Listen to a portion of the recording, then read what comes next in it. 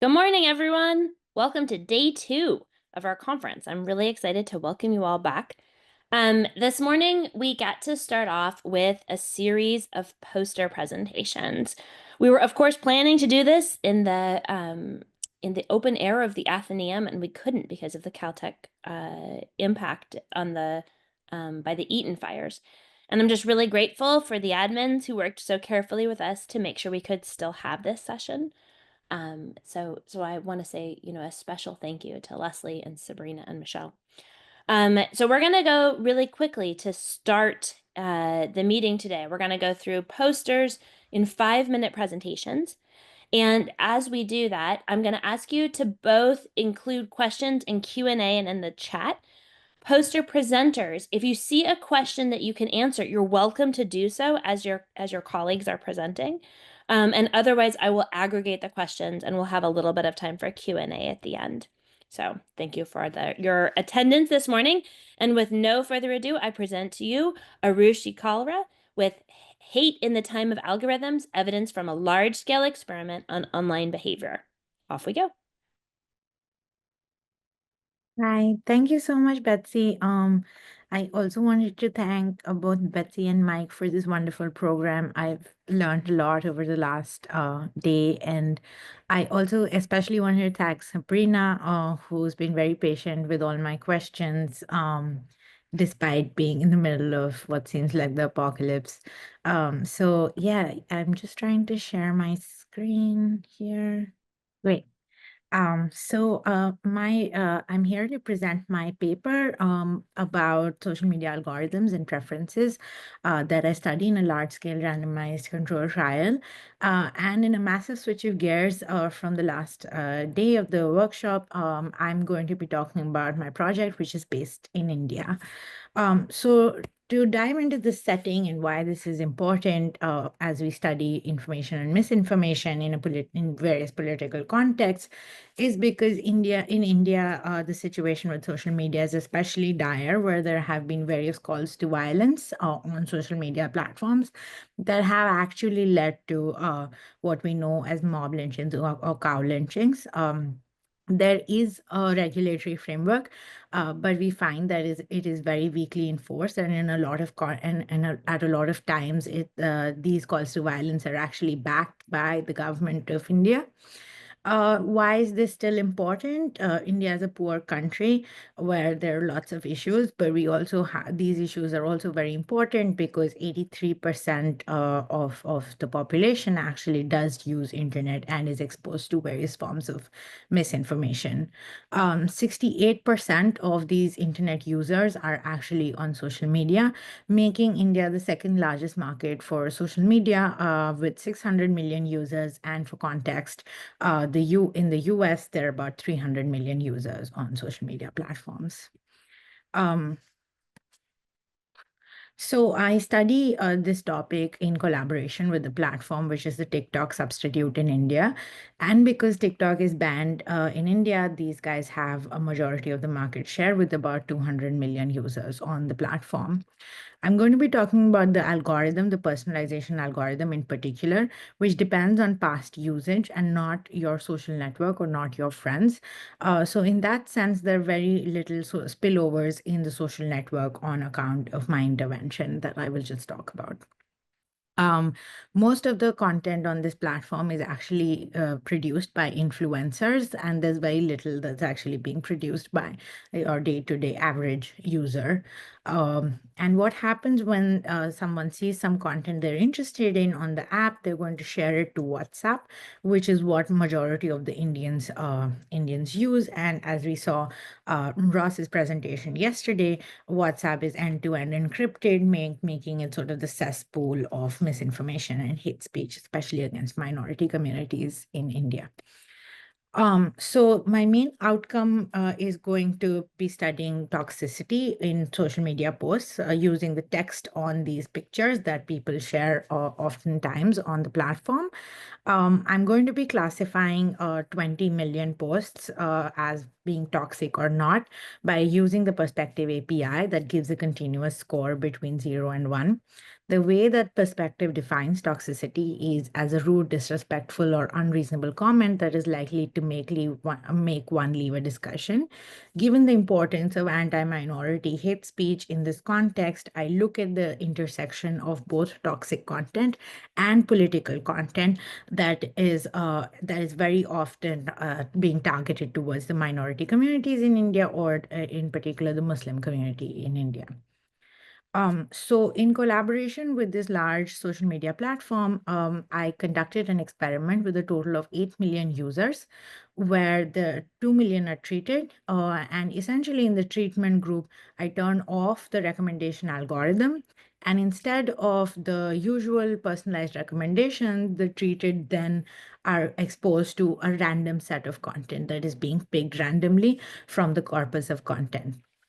In the control, users are exposed to their usual recommendation algorithm, which relies on past usage.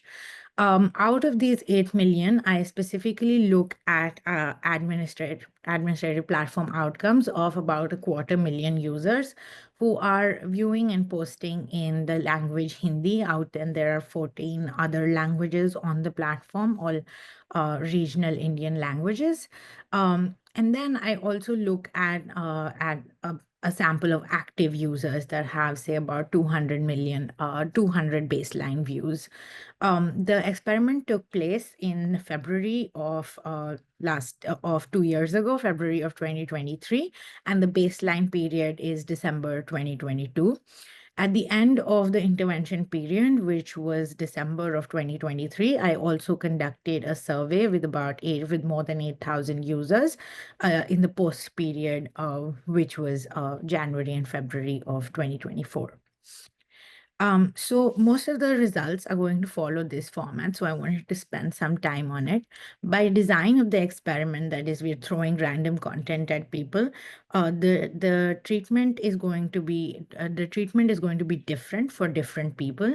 So here on the x-axis, I've plotted different kinds of users, or users who have different exposure to toxic content at baseline. So if you're a user in Q5, you saw the most amount of toxic content at baseline. And because the algorithm was on in the baseline period, we assume that the algorithm was responding to their preferences. So here we're going to think of Q5 users as being those who have the most proclivity towards toxic content.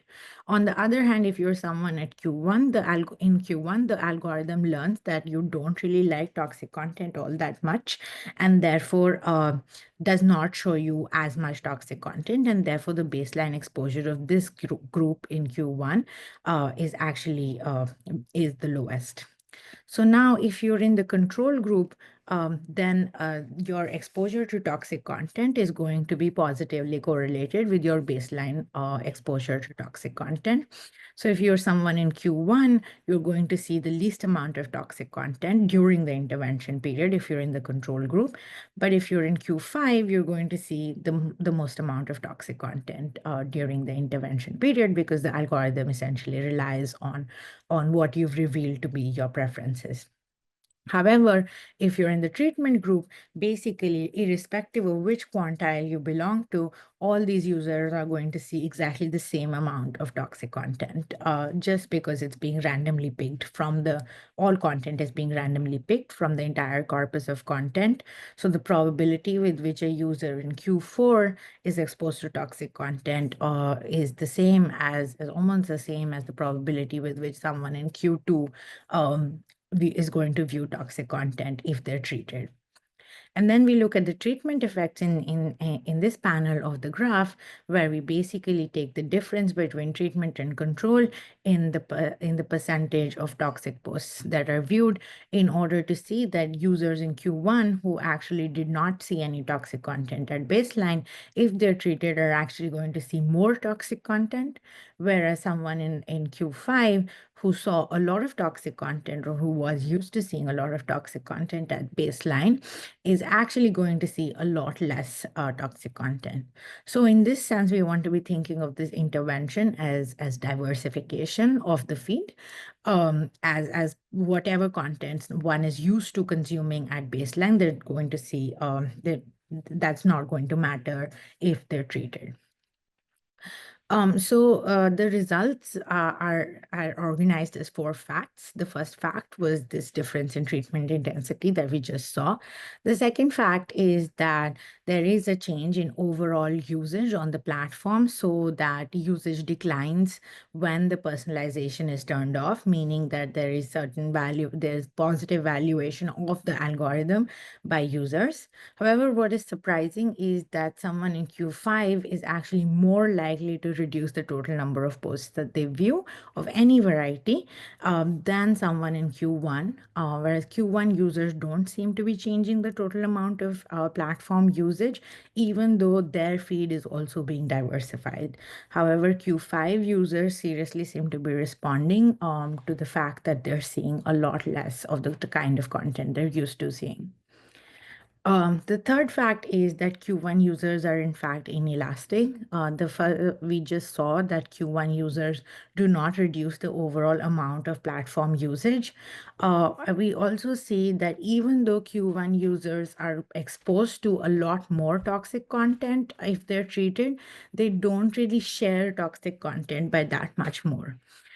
So what we find is actually that even though we're throwing a random set of content on people, they don't seem to be responding very strongly to what they're seeing, and in fact, seem to be seeking out the kind of content that they want to engage with anyway. This means that these behavioral responses to the intervention are going to dampen the social benefits of feed diversification. Here, we're basically plotting the ratio of toxic shares to toxic views for treatment and control. And what we find is that for users in Q5, actually, the ratio of toxic shares to toxic views is higher for these users. What that means is that even though Q5 users are seeing less number of toxic posts when they're treated, when they see those posts, they're more likely to share them. So that means that the impact of this intervention could have been larger if Q5 users did not have this behavioral response to the intervention.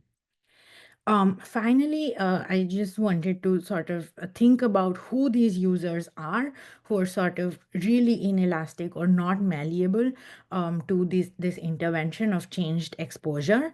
I find that these are users, so in red are the users who have a high taste for toxicity or are the users in Q5, and blue are the users in Q1.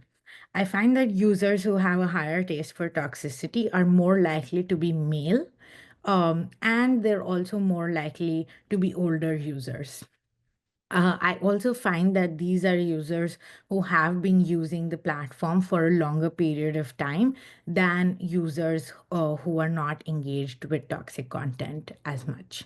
One important thing about this is that in terms of baseline usage or the kind of content that Q5 users are engaged with, I find that Q5 users are actually more likely or more likely to be engaged with more religious content at baseline than our Q1 users. And very importantly, Q5 users are a lot less likely to be engaged with what we're calling the greetings genre, or this very particular type of good morning messages that people send to each other on WhatsApp.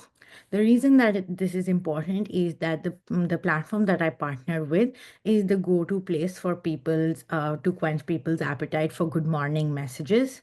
Whereas the more toxic users seem to be more engaged with political content, which is something they can actually find on other platforms. And in my survey evidence, I actually do find that these Q5 users were more likely to spend time on other platforms, whereas Q1 users stayed put on the platform. So to conclude, in this paper, I find that algorithmic exposure has some influence on user behavior in the short run. However, user behavior is not as malleable as we would have liked to see the full impact of changing exposure or reducing exposure to toxic content. We also find that diversification is successful in driving out more toxic users. However, regulating algorithms is actually really costly for platforms because of an overall decrease in platform usage. Um, this also means that regulating algorithms across all platforms is necessary, because we saw that the more toxic users actually just took their toxicity to different platforms instead of actually changing their behavior upon being treated.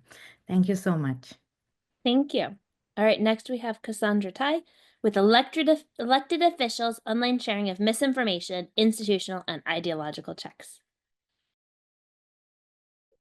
First, I want to say thank you to Betty and Michael for organizing this conference and all the efforts from our organizers to adapt to the harsh time. I really appreciate. And now let me share my screen. Okay. Does my screen work well? You look great, Cassandra. Thanks. Okay, thank you. So my presentation is based on the two studies about the misinformation shared by elected officials and the limits of large language models in evaluating and reasoning such misinformation. Many misinformation narratives circulating in the 2024 election, such as the program The Voting Machine and the non-citizen voting, were already prominent in the 2020 election and the 2022 midterms. And as we have already known from our fantastic panelists from yesterday's panels, false claims about election erode trust in election, influence voter behavior, and provoke anti-voter laws. And these effects are exaggerated when misinformation is spread by politicians. While the spread of election misinformation by federal politicians is well documented, the role of local officials remains less understood. And our study addresses this overlooked area by exploring the prevalence of the misinformation spread by state legislators and the factors influencing their sharing behaviors. So we analyzed the nearly 500,000 Facebook posts from the more than 45 state legislators between 2020 and 2021. We use the reliability of the URLs domains embedded in the post to access the reliability of the post, following our revised reference based on the media bias and fact check. And our method is validated through the hand coding samples and alternative references. We also address the potential false positives and measurement errors through the sensitivity test and Bayesian analysis. So in general, we find a small portion of the post is misinformation, but much of it is from Republicans, which is not unexpected. The number of the misinformation shared by the Republicans is approximately 26 times higher than that of the Democrats. And misinformation shared by both parties receive a higher level of the positive reactions, such as like and love. This graph shows the temporal trend of the total post and misinformation post over the 2 years period by Democrats and Republicans. So we do not find any clear upward or the downward trending in misinformation sharing, but misinformation shared by the Republicans focus on the election fraud, especially during the audit of the 2020 election in 2021. We also find a spatial variation in misinformation sharing. And as we see, Arizona and Pennsylvania stood out as misinformation hotspots because both states had the election audit in 2021. Using our misinformation data, combining with the legislators' demographics and political information, we run the multi-level negative binomial analysis, and we find that conservative legislators share more misinformation, but this tendency diminishes in the liberal-leaning district. Also, legislators in more professionalized legislatures, especially those with higher salaries, are less likely to share misinformation. So our study implies that improving professionalism can be beneficial. Because misinformation detection is a big challenge in misinformation study, we also test the capacity of 5 large language models in evaluating and reasoning political content reliability shared by the politicians. And our result shows a moderate agreement between large language models and human coders with an average score of 0.4. More importantly, large language models heavily rely on the hard criteria. For example, the levels of the details, the source quality, language formality, and other linguistic patterns. And these hard criteria raise a key concern about the capacity of a large language model, whether they are able to detect the content that appears credible by using the cross-reference and less emotive and less biased language to manipulate perception. So we conclude that large language models have a potential, but the capacity of them in detecting the political content reliability is limited. Therefore, human oversight remains critical, especially for high-stakes tasks. And thank you for listening. I'm looking forward to your thoughts. Thank you, Cassandra. You've got a couple of questions in chat. Our next presentation is Sejin Pike, How Human, Analyzing the Perceived Humanness of AI-Generated Social Media Content Around the U.S. 2024 Presidential Election. Go ahead. Hello, everybody. Good morning. Thanks, Betsy, for having me and our team here. So I'll get started. I am here representing our big team. We couldn't have done this without not all of us. And so we are from Georgetown, from the Massive Data Institute, and we are housed within the McCourt Public Policy School. And so I am currently a postdoctoral fellow at MDI, the Massive Data Institute, and I received my PhD in communication, and my research areas are looking at effects of AI-mediated communication, AI in journalism, the design of curation algorithms, and intelligent social systems. So at a very high level, our study is looking at generative AI, social media, 2024 US election content. We're really focused on the perception of AI-generated content. And I'll walk through the experiment we ran for the human crowdsource experiment, and as well as auditing and experimenting with the LLMs. So recent advancements in generative AI, particularly its role in online content creation, has raised significant concerns regarding its potential to influence the 2024 presidential election. There's a lot of conversations on this for months.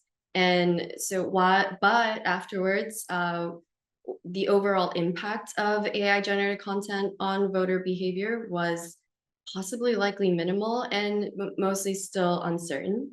But that's not the focus of our study. We're really looking at one critical dimension of this phenomenon, which is the public's ability to identify AI-generated election-related content on social media and what those content characteristics are. I basically said our 2 research questions, but to recap, the first one is for us to understand, can the general public effectively identify AI-generated content? And what are the characteristics of perceived human content?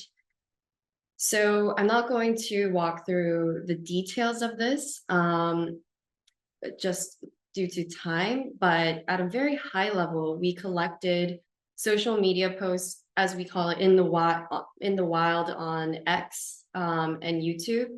Specifically for X, they were just X posts on the election. And then for YouTube, it was actually YouTube comments, so to keep the text the same. And then we generated synthetic social media posts that mirrored X posts and YouTube comments. And we also, we used GPT-4o for this study. And then we also prompted for 5 different political leaning personas and mixed all of them so that we had a more balanced set and randomized. So then for the crowdsourcing annotation portion, we built content pairs. So every questionnaire, every question that the participants saw, they would see one real social media post and the generated synthetic one. And once we gathered all the data, we used the Bradley-Terry scaling statistical model and estimated or created a perceived humanness score.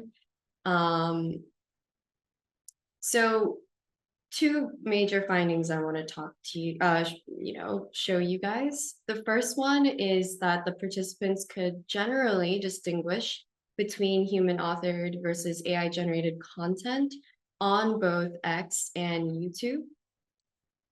But what we found from that top level finding is that there could be platform contexts that could be significantly influencing this ability. So here you could see negative 1.5 and then 1.5 here. Basically, -1 indicates more human, and then 1 indicated more AI generated perceived. And what you can see between this is the X outcome and this one's YouTube. The separation between human and AI content was more blurred for YouTube than X. In other words, people were able to more clearly distinguish AI generated social media posts from human authored posts than they did on YouTube. Secondly, we took the data set where people annotated content as more human. And what we found there was that negative sentiment, offensive language, and expressions of emotions such as joy were actually associated with human authorship.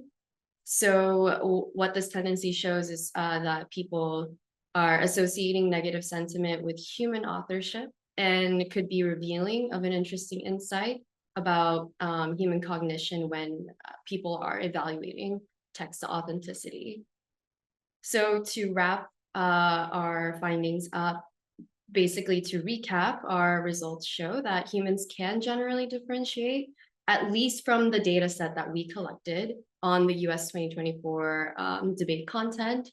And so again, within this context and our data set, this could suggest that public concerns about AI's ability to fully replicate human nuances in text might have been somewhat overblown with the current generation of tools available, but we never know how these models will be fine-tuned and improved, as in the next few years to come. So thank you. Thank you very much. Our next presentation is Joseph Sherlock with Election Doctors, who are effective and trustworthy messengers for election-related communications.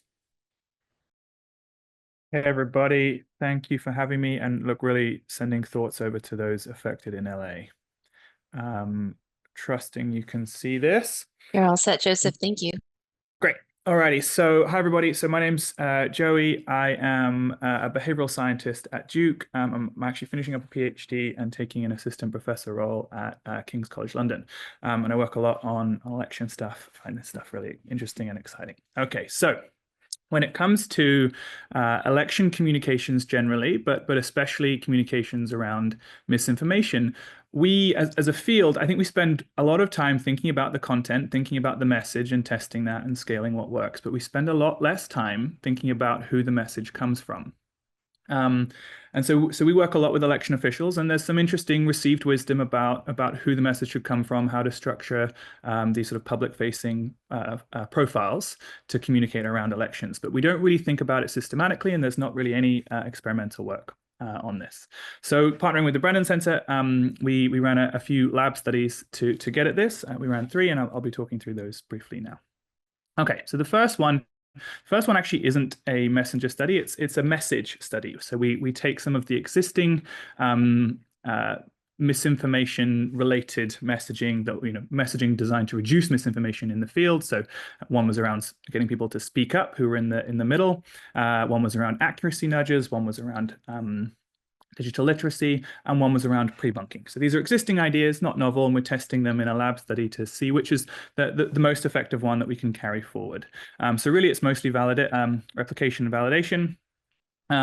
We set up this little lab study where we randomize people into one of these conditions with a control. We get people to rate headlines. Some of them are true, some of them are false, with a baseline, and then after a treatment as well. And so we can measure misinformation discernment, truth discernment, and we can look at a change score on that.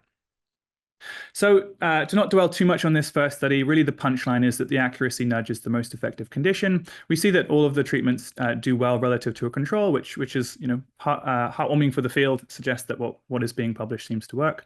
But the accuracy nudge was most effective in this context at this time with this sample. We can bicker about that if you like. So the next study then is actually looking at the messengers. So in this instance, we set up a similar experimental design, pre and post, looking at discernment. When we carry forward that accuracy nudge message is the one that we take into this study, and we vary across a series of different, we think, plausible election related messages. So we have a cluster around election officials. So we have a male election official, a female election official. We have one that's local, one that's not. We have several election offices, and we sort of vary whether they have the flag, whether they have the picture. And then we have some non-election sort of actors. So we have a celebrity, we have a pastor, we have a general person, we have a community not-for-profit, a fact checker, etc. So this is a lab study. Obviously, we're trying to keep things as close as we can to each other while varying what matters. And it looks, I've already explained a little bit about this, but the experiment looks a bit like this, where we're saying, here are some headlines, please give us some ratings, showing them some messages, and then getting them to do it again. And we can look at pre and post discernment. So really, one of the main punchlines here is that the verified election official, so this is an election official account that seems to be verified, so like Twitter used to, had a blue tick, and other profiles do. So that one seems to be really effective, along with the pastor, which surprised us. It was really interesting. And these were the ones that are most effective at improving misinformation discernment.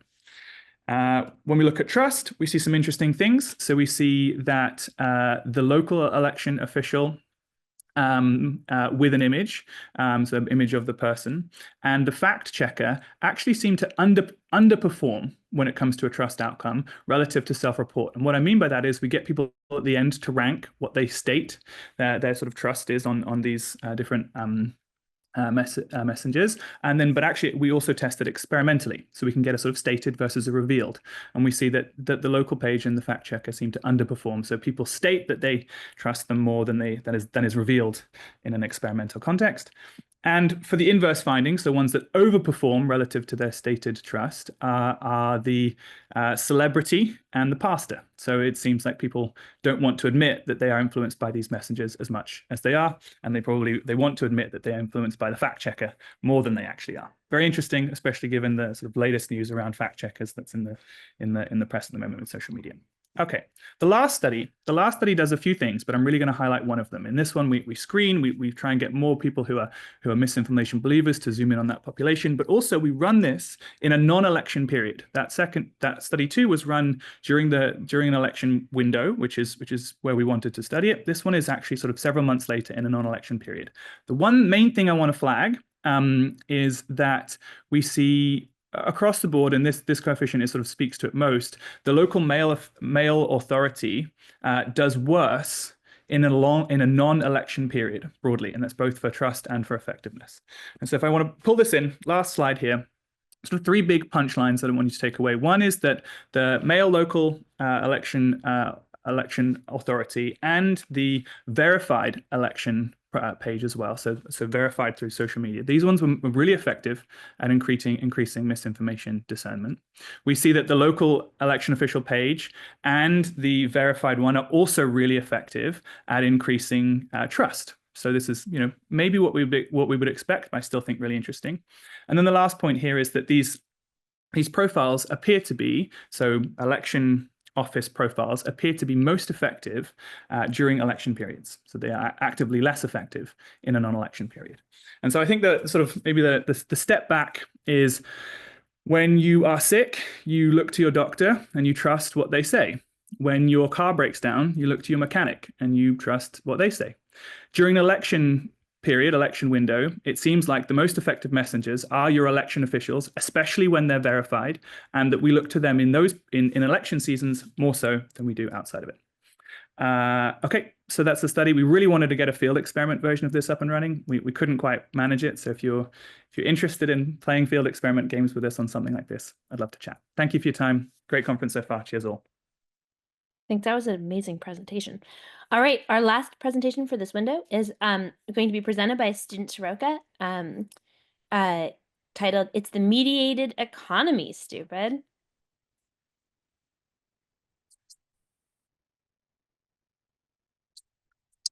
Good morning, everyone.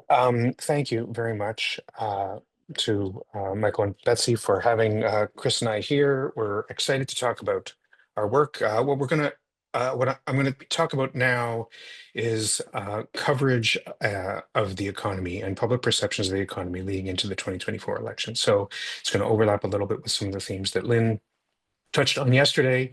Our paper is motivated in part by the perception, by commentary in the academy, but also more broadly, leading into the 2024 election, that the public had underestimated what the economy was doing, that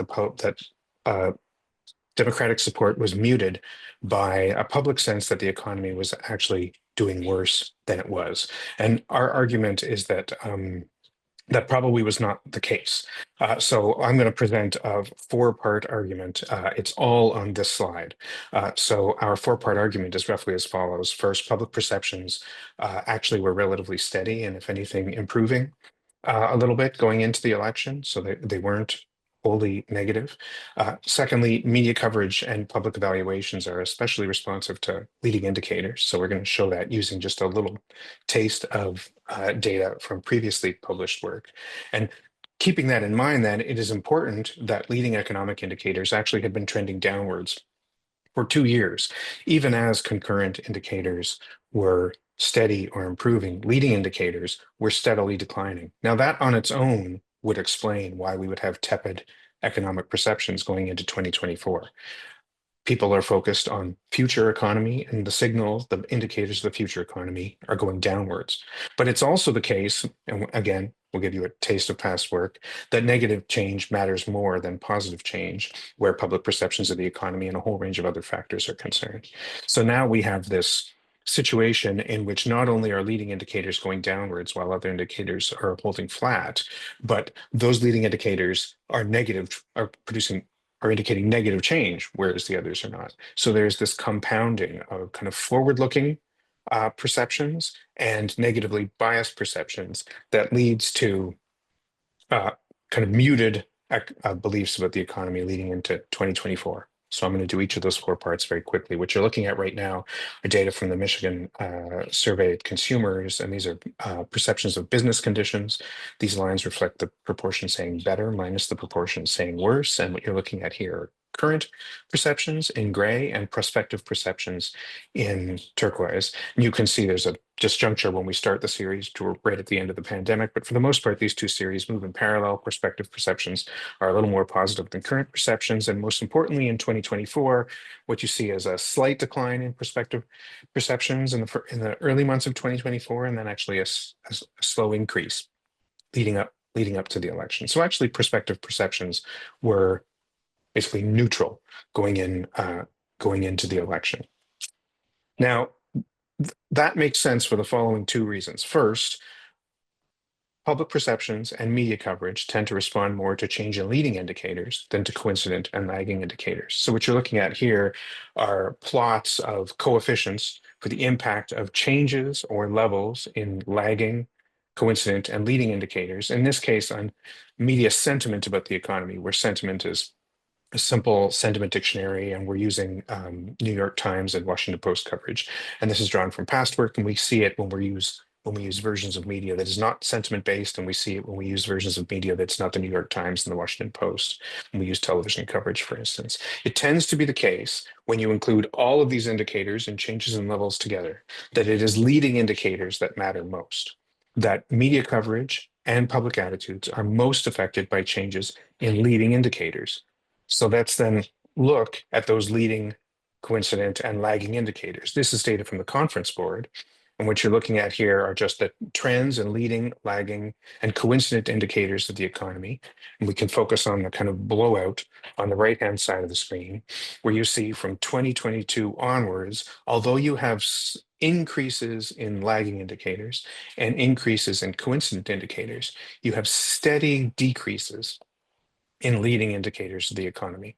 So if what you have are public perceptions that are driven principally by leading indicators of the economy, then actually what we see in economic perceptions on that first slide is relatively positive, given what is going on here with leading indicators of the economy. Leading indicators of the economy were getting steadily worse for the 2 years and right through the election period. That makes public perceptions of the economy, in our view, understandable.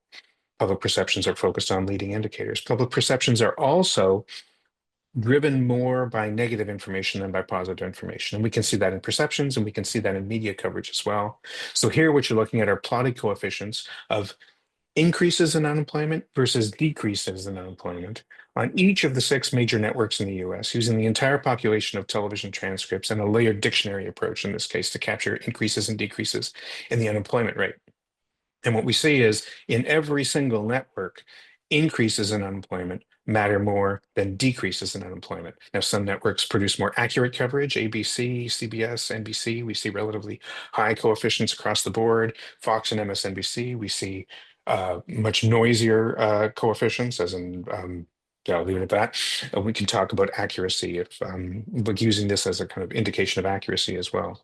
The point is, negative information matters more than positive information, and that compounds likely the impact of, in this case, negatively trending leading indicators versus flat or slightly increasing lagging or coincident indicators. And that, in a nutshell, is our story, that public perceptions leading into the 2024 election of the economy are understandable, given what we know about biases in information processing in humans and in media in these 2 different ways, forward-looking and negativity. And the degree to which we view public attitudes then as misperceptions, the degree to which we view media coverage as misinformation in this instance, depends on our view of these, let's call them legacy sources of misinformation, the biases in the way in which we think about the economy, biases in the way in which media cover the economy.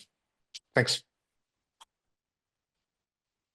Thank you all. We have about 2 minutes here to go through our questions. So I'm gonna give a couple, and then I'm gonna ask the panelists, because we will take a break in 2 minutes to just like continue to respond to the chat. So Joey, I think one question that came up was like, how would you design a randomized trial here? What would that look like? And can you tell us a little bit about that? Yeah, it's a challenging one. Okay, so I think the first thing I might do would be to actually do a middle ground between a lab study and a field study. So still survey based, but playing with real election, like a real election office, and varying some of how we present that profile, and using survey participants from their geographical area. That would give us ecological validity, but it's not a field study. The real field study would be to take a communication list, like an email list or a mailing list an election office has, take one of the communications they're planning to send, and vary the profile of the sender. And then we would look at engagement on content within the message. We would also potentially look at election outcomes down the line, like voting medium that the election office measures. Something along those lines, but I'd love to chat this through and brainstorm if anyone's keen to play games. All right, Sejin, there are a lot of questions about like how you generated the how you give orders to the LLM to generate these messages. Like, could we have varied the nudge here, the coding, and generated something that looked more human? So can you talk a little bit about that? Yeah, so I think Matthew asked that question too, and I responded saying we did our best in our prompts, and we actually experimented a lot with our prompts, many iterations, and we arrived at the one that wasn't too prescriptive, but still gave as much knowledge around like for the X posts, we provided examples. We also gave a lot of criterias in which constitutes what an X post looks like. So, and then we obviously saw the outputs as well and tried to fine tune those outputs as much as possible. Again, not actually changing the content, but revising the prompt until we saw that it was getting as close to real life X posts. All right, last question. Stuart, can you remind us what's in the leading indicators? I can. I'm actually just pulling up the list on the conference board website. Maybe the easiest thing to do, because there are a bunch of them, is for me to just post that in the chat. I'll do that now. Okay, perfect. All right, friends, you are now on a 15-minute break. We will resume in exactly 15 minutes. So, go grab your coffee, and we'll see you back here in just a few.